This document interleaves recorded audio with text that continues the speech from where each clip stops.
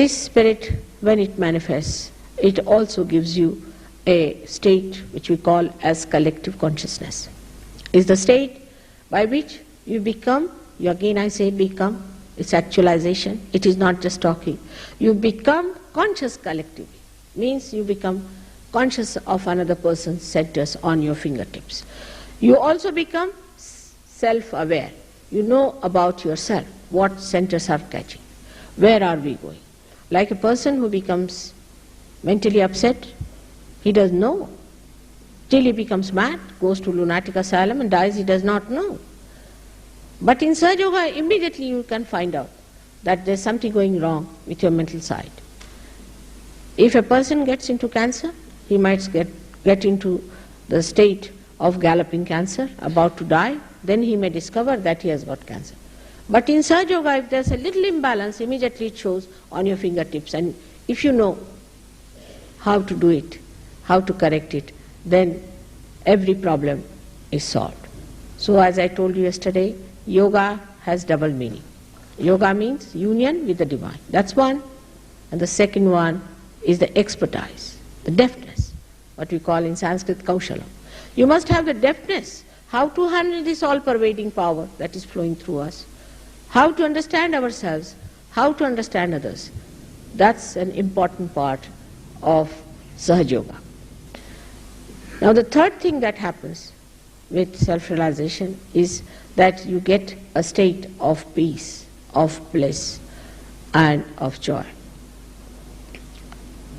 When the Kundalini rises above this Agya Chakra, you become thoughtlessly aware.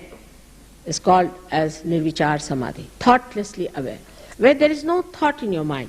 If you want, you can think. If you want, you can think. But if you don't want, you can be in that state where you don't think. Actually, it's maddening sometimes, the way man is thinking, morning till evening, yarns after yarns, useless things, a joyless pursuit. But when this thinking stops, you are above the thoughts. I would say, to give it a simile, that the waves of thought come and go away. Another thought comes and goes away. We are jumping on the cusp of the thought all the time. Supposing we can just get in the center of the thought, that is the present. If we could stop at the present moment, then we are not worried about the thoughts. Like the waves of water, if you are in the waves, you are frightened of that. But supposing you are in a boat, then you can see the waves and enjoy them. In the same way, what happens to you that you jump up to a higher state of existence through which you see the thoughts. If you want, you don't want to see, you need not see. Now the thoughts that you see also are very wide and deeper, where you get inspirations. That's why, as Dr. Warren has told you, that your creativity improves. You can become tremendously dynamic, because your time is not wasted in wasteful thinking. You just know this is it. This is the exact. This is what we have to do. And that's how people get rid of many of their problems of mental tensions. There's no tension at all. You don't have any worries. You just see the thing like the witness. You become the witness of the whole drama. When you are in the drama, you think you are a part and parcel of the drama. Sometimes you weep with it and cry with it. But when the drama is over, you realize it was just a drama. I was not there. In the same way it happens to you, that you achieve a witness state. It happens to you. Even if you want to get involved, you cannot. You just cannot get it. That's how you can solve the problems better, because you are away from the problems. You can see what the problem is, but when you are in it, you are upset, full of tension, worries. And sometimes people get so upset with it that they commit suicide when they find no solution. But if you are away from it, then you can definitely solve the problem. Now this witness state has to grow within you gradually, with little understanding and with little meditation, which is very simple, which you can do very easily. Nothing has to be done about it.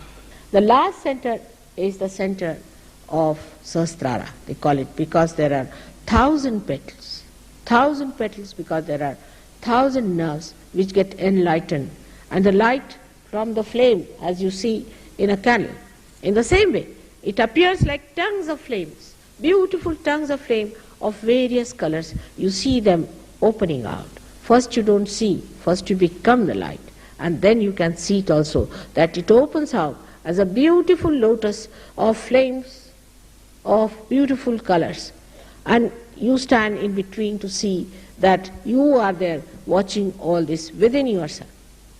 This center has a speciality, that all the centers you have seen, the 6 centers, are placed in the head.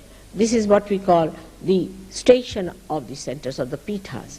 The centers are working there, but actually their guarding forces are in the head.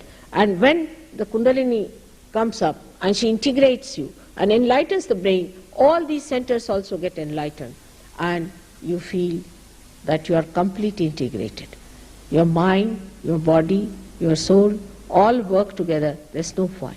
You are extremely restful, you are peaceful, and the bliss you feel actually as physical manifestation. For example, if you want to see something very beautiful, you see something very beautiful and you like it, like Mona Lisa's painting now, many people go to see that. They don't know what they like about it, but I know what it is. When you watch that, there is no thought. There's no thought. When there is no thought, the creation of the artist in that photograph or in that painting or in any beautiful scene or anything that you see, the whole thing is reflected within you as if it's a ripple-less ocean or a ripple-less lake in which all the surroundings are reflected completely. And then you feel actually physically as if the joy and the peace is flowing down you, like peaceful happening. You feel that relaxation just coming on you. Physically also you feel it, and you feel extremely charmed by that.